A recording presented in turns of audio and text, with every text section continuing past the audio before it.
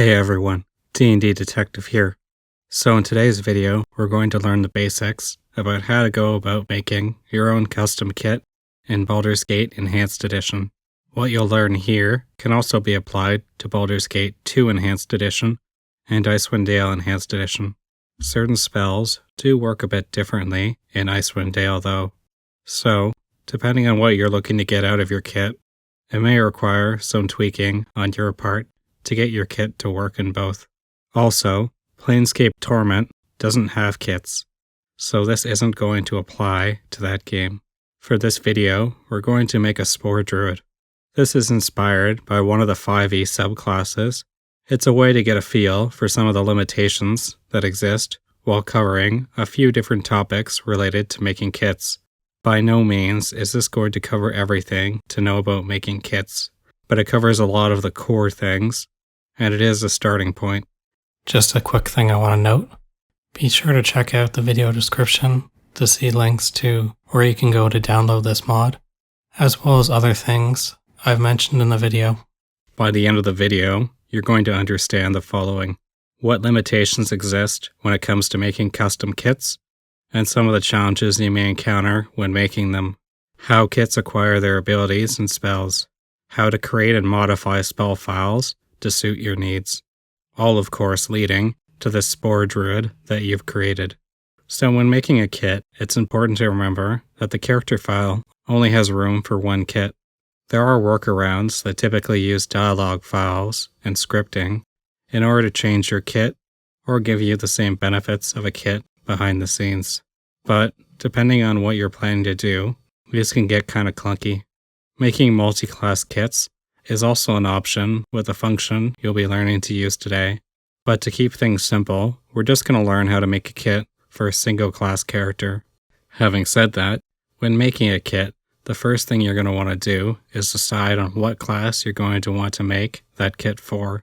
The class you use actually matters a lot. It's going to decide on a lot of the limitations you have when it comes to what armor and weapons you can use, your access to the ability buttons you have at the bottom of the screen, and any casting limitations you may have as well. There are sometimes ways to get around these limitations, but getting around them can also be a bit clunky. If you haven't already, be sure to watch my part 1 video before doing this tutorial. It covers a lot of the basic tools you'll need to mod.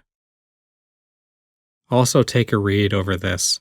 It covers a lot of the issues that you may see cropping up when you go about trying to test this mod. I've tested this mod out, and it works fine. So the first thing we're going to do with making any Weidu mod is to get a copy of the latest version of the Weidu executable, which you can get from here.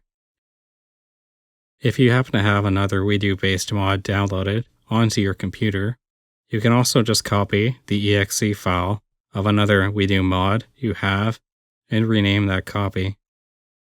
So once you've created that copy, we're going to name it setup- then followed by the name of your modification folder.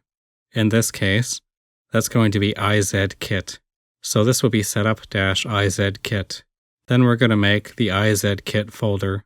If you're planning to share this mod with the public, then you should replace IZ with whatever prefix you registered on Wyrm's Lair. Within that IZkit folder, we're going to make a folder called Lang, and within that folder, a subfolder called English. We're also going to make a 2DA, lib, and SPL folder within our initial folder. We're going to make a TP2 file in the initial IZkit folder using context or another text editor. This is really easy to do. You just open up that text editor and save a blank file with the name setup-IZkit TP2 and put it in your new folder.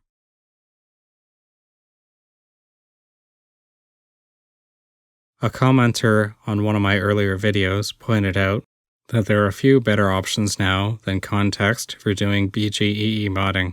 I'm an old man, and context was kind of what I was directed to use back when I started modding using Weidu in 2014 or so. But looking at them, these are solid suggestions, and you should check them out, especially given they can highlight syntax and make finding errors easier. I'm sticking with context for these tutorials, but you should definitely check these out. Now go to your TP2 file. Alright, so this is going to start with similar text from the previous videos. Basically, here you've got the backup of all the files this changes in order to ensure that it can be easily uninstalled. Then you've got who you are, how to contact you, and what version number this is. There's also languages. Here you're going to provide a link to a few TRA files we'll be using in this tutorial. We'll use context or another text editor to make these TRA files in that folder now. In your TP2 file, put the begin command, followed by an @ symbol and a number. This number is going to correspond with a number in your IZ setup TRA file. Using this just allows someone who wants to translate your mod to have an easy way of translating string. All this line is doing is just making it so that when you try to install your mod, this line of text appears that the person can give a yes or no answer to. Next, you're going to have an include command. This is going to be directed towards a TPA file that's going to be made available in the lib folder of your mod. For this tutorial, we're going to be using the exceptional work of Argent 77, who has kind of combined and simplified some of the previous things you needed for making kits. The nice thing about it is that it will automatically fill in 2DA files for your kit with defaults in cases where it would need them, which cuts down on what we actually need to modify our kits. It also apparently allows for multi-class kits. This file is something that you aren't making yourself, but instead download from the link provided in this video description. Getting this file is pretty straightforward. You just have to go to GitHub here, click this, let it download, and then go into the zip file and find this file and extract it into your lib folder. It's needed to make kits in the EE. Our next line is going to be LAF, Add Kit EX.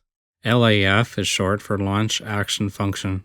It's kind of similar to Launch Patch Function that we used in the 4th video, except this time we're not patching files, but instead adding to the end of them.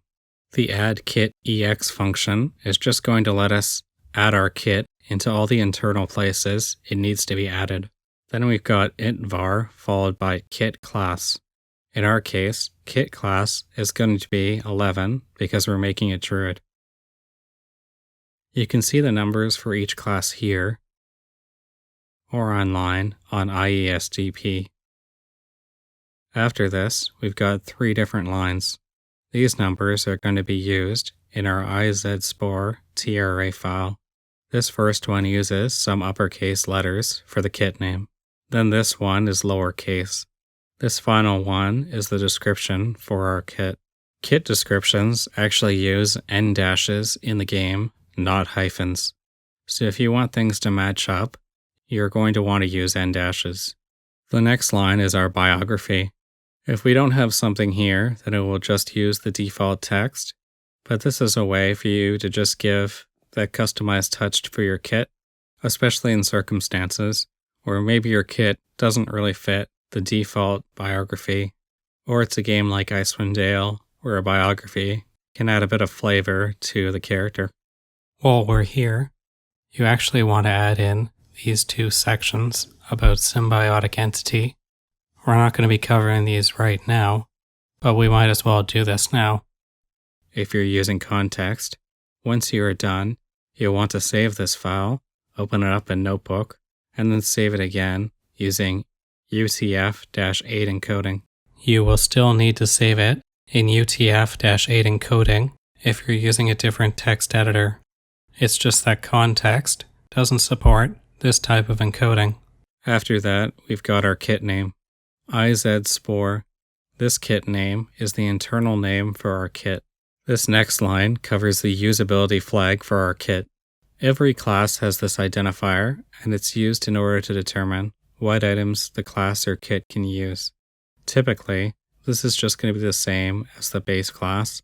As far as I'm aware, you can't add usability flags, so you have to use an existing one. I've got the totemic druids down here, though you don't actually need to put this down if you're just using the base druids. It will be handled automatically, and you don't need to include this line if that's the case. You can find other kit usability numbers in the kit list 2DA file. This next line is for Baldur's Gate 2 weapon proficiencies. These are actually now used in Baldur's Gate EE, Baldur's Gate 2 EE, and Icewind Dale EE. These are in order going down for what is shown in the webprof 2DA file. So this one is longsword, while this one is 2-weapon fighting. These first 8 don't matter because they're the old BG1 proficiencies that aren't actually used in the EE, but are still needed. A lot of these extra zeros at the end are also unused, but I think still needed. So all these numbers can be arranged in values from 0 to 5, where 0 means someone playing this kit can't put any points into proficiency, while 5 means they can get Grand Mastery in a weapon. However, keep in mind that just because someone can put proficiencies in these weapons does not mean they can use them, and it does not mean they benefit from the warrior attack round bonuses that you get from proficiencies. Likewise, unless you plan to make changes to the base druid proficiencies, you can just not include this line. I've only included it for demonstration purposes. The next line is for this kit's CLAB 2DA file. This is the file where you're going to lay out what bonuses or spells they gain access to at what level. For now, we're just going to put a path to the file down here. Remember that file names in the Infinity Engine can typically not be more than 8 characters in length. Then you've got this line. This determines the class colors you use. You can find examples online of what colors correspond to what.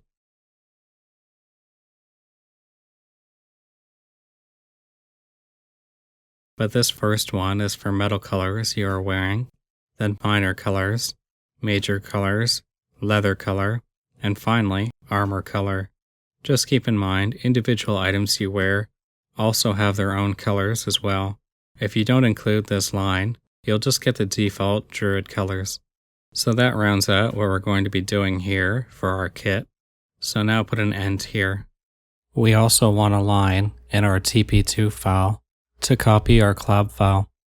Next, we're going to open up Near Infinity. If you haven't used it before, you're going to have to find your chitin.key file, which should be where you've installed the game. Now you're going to have to go to the 2DA file list you can find here in Near Infinity. So let's move on to creating spells and abilities. So for this, we're going to create that CLAB 2DA file that I mentioned earlier, and name it IZspore2DA, and put it in your 2DA folder. We'll use the base druid CLAB file as a template. So there are a few things to know about this CLAB file. First, at the top here, you have the character levels, starting from 1 and going to 40. Some mods will go well higher than this, to account for players that want to go past the level cap in BG2. If you want, you can do that. Druids technically max out anyways, at level 31, without removing this level cap. So this CLAB file lays out what spells and abilities this subclass is going to get access to. So you have passive abilities, in other words, abilities that are always active. Think like the Kensai or Archer bonuses they get for their weapons. These start with AP. Then you've got activatable abilities, which start with GA. In the Druid's case, think the shapeshift abilities you get at level 7, which you can see here. Following each of these is the file name of the spell file granting them. So in our case, we want to give them some of the bonus spells the Spore Druid get access to in 5e. So we're going to make copies of Blindness, Deafness, Contagion, Cloud Kill, and Death Fog.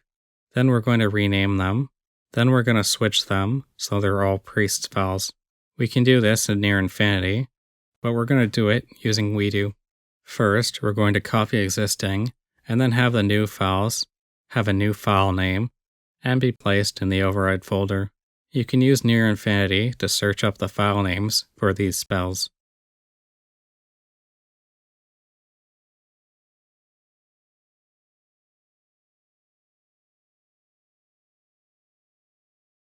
A file name with SPWI means it's a wizard spell, while one with SPPR means it's a priest spell. Innate or special abilities either will use SPIN or SPCL.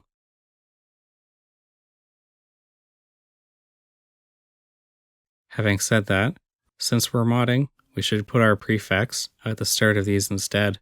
So blindness for us is going to be IZPR106. We can use Weidu to change these files.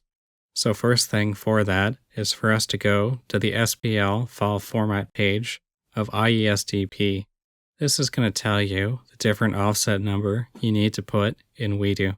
This tells us that to change these to a priest spell, the header number is 28. Its size is 2 word. This tells us that we're going to use write short on it. Now I'm not a programmer, but I think that's because it's using 16 bits. We're going to change this number to 2 because that's what's used for priest spells. So we put a 2 here. When you eventually run this, it should create new spells that are priest spells. Another thing I didn't mention is that for 3rd level spells, we're going to get Animate Dead. Now Animate Dead is already a priest spell, so we don't actually need to convert it. But now we're going to take these spell names and add them to our CLAB file. You'll see blindness now at 1st level, deafness at 3rd level, Animate Dead at 5th level, and so on and so forth. Also keep in mind, though, that just like the Avenger Druid, you won't be able to select these spells during character creation, only after you've created the character. Welcome to the wonkiness that is Infinity Engine modding. So now that we've done that, we're going to give this subclass 2 new abilities. The first is going to be an activatable ability that makes it so that, for the next minute, every time we hit with a weapon, we do a small amount of damage. Now, when I was originally making this video, I had planned to make this poison damage, but it turns out that to do that is actually not straightforward, just because the one opcode that does allow different damage types, 332, actually only does a percentage increase in the amount of damage you do, which just goes to show that sometimes you can't get what you want, so it's just going to be a regular damage increase. Anyways, it's a good lesson in how you may find that there are things that should be straightforward, but that aren't always. This ability will also give a bonus to our HP for a minute. To make this ability, we're actually just going to repurpose a kin-size spell file that gives innate attack go and damage increases, and then use it.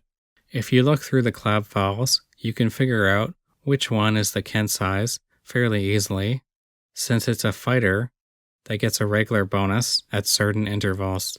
Since we know the Kensai gets their attack roll and damage bonuses every 3 levels, we can guess that the spell file we're looking for is SPCL 141. If you haven't guessed, CLAB files that have FI in them are for fighters, and likewise for druids it's DR, and so on. We're going to save a copy of this file in an SPL folder in our mod. Call it izspore.spl. And then open it up and make some changes to it.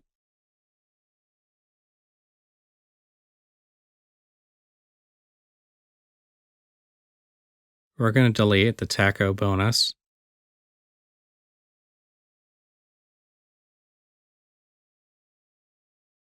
We're going to make this damage 3, and then change the duration we deal this damage to 1 minute, aka 60 seconds. We're also going to change the timing mode to be limited. Then we're going to find the Holy Power spell, which is SPPR 412.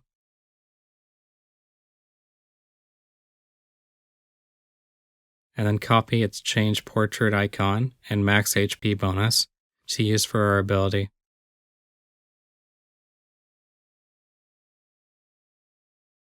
I did want to point out that each of these melee listings is for a different character level. So if you were to click on this one, you'll see it's for character level 1, whereas the one after is for level 8 characters. And if you were to find one with, say, level 1 here, then that covers everything from level 1 up to the next highest level. When you look at a spell, each of these will have slight adjustments to the effects granted. Sometimes you'll see small adjustments to the duration of a spell or ability, but sometimes they might also be making it do more damage, creating a more powerful summon, or summoning more monsters.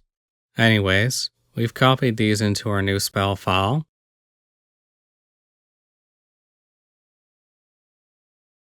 But we're going to change the duration of both of these to 1 minute or 60 seconds.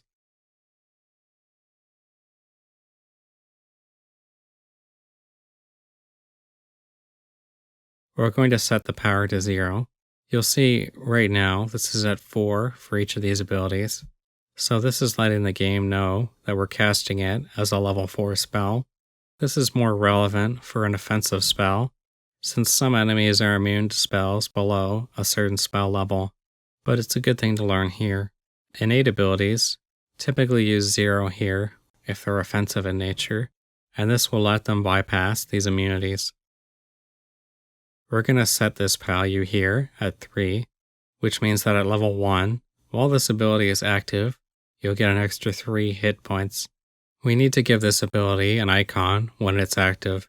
We're just going to use the one for Kai, because you can't have more than one kit, so there isn't any risk here of this portrait icon being used for anything else.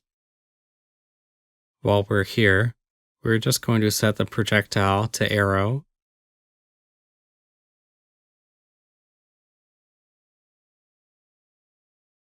and all the targets for these effects to be self.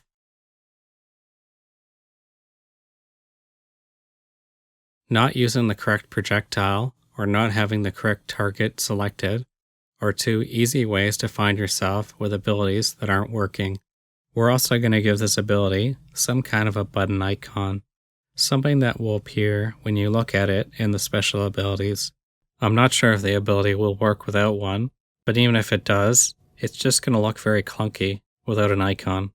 I used SPWI214B, which is the strength spell icon. And just as a note, this icon section here is for on this bar, while this one here is for icons in a spell book, and possibly even the description screen. We need to change this ability so that it's castable when silenced and unaffected by wild magic areas, which you can do through these flags.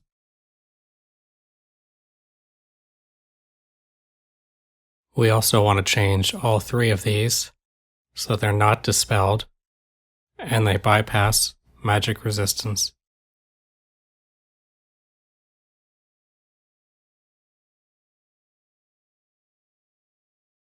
We then want to give this ability a name and provide a description for it. Then you can right-click on the icon to see. And we can give it that name and description by going into our TP2 file and adding these lines here. As you can see, the numbers used here are going to correspond to some of the text that we have in our TRA file. Finally, we need to increase what this is going to get at every level. I'm certain you can make a macro or function to do this with Weidu, but that's something you have to pick up on your own because, again, I'm not a programmer. So for now, we're just going to use near infinity and make this increase by 3 for every 3 levels. So at levels 4, 7, and 10, the amount of hit points it grants will increase.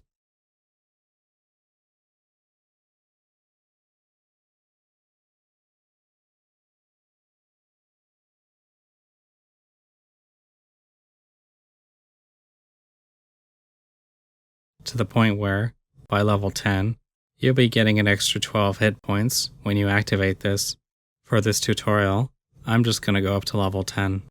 If you are feeling up for it, you can have this go all the way up to level 30 or more, but don't feel like you have to right now. Before we finish with this file, we want to make sure this value is at 1. If it's at 0, it won't work. The final ability we're going to make is going to be izspore2.spl.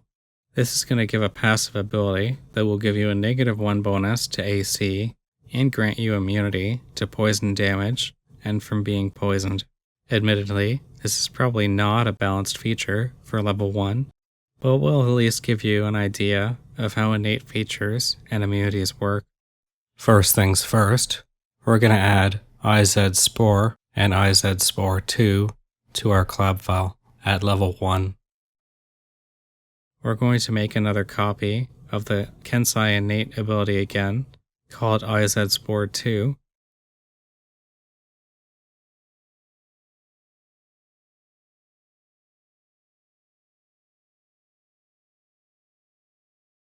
But this time, we're going to adjust these bonuses. Before we do though, just an FYI, you can search through effects here in Near Infinity if you're looking for a specific feature and its opcode. So now this first feature will be switched to give us an AC bonus of 1. Next, we're going to delete the taco bonus and then handle the poison immunity.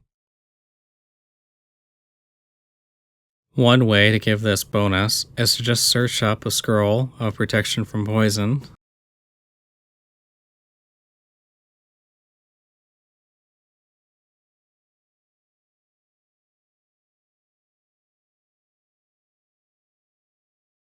Select all of these, copy them into our spell file,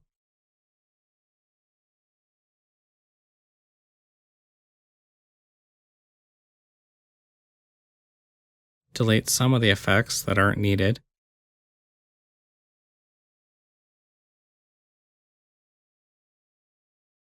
and then change the durations of the remaining abilities to 0, and change their effects to match how it treats magic resistance and dispel to what passive abilities use. Just make sure that all these effects have a duration of 0 with instant permanent as their timing mode, and that they're set to not be dispelled. You can also just copy all these 3 settings and repaste them as needed.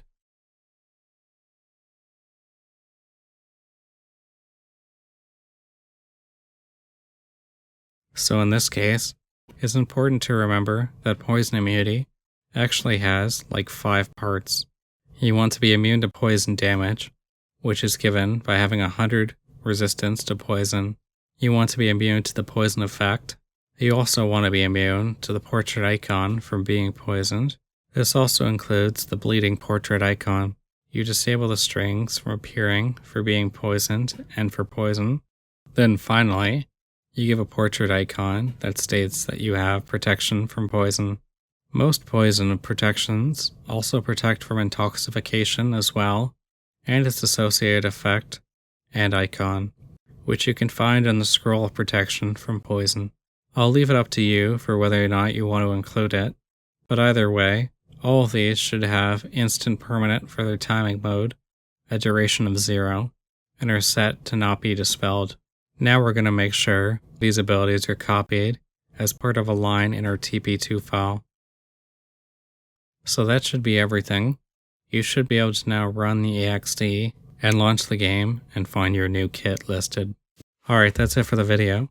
This video covers a lot about the basic aspects about making a custom kit, but it doesn't cover all the optional aspects of making a kit. Hopefully what you've learned here helps you on your journey to making your own custom kits. If you liked what you saw here, be sure to like and subscribe. Thanks everyone for watching.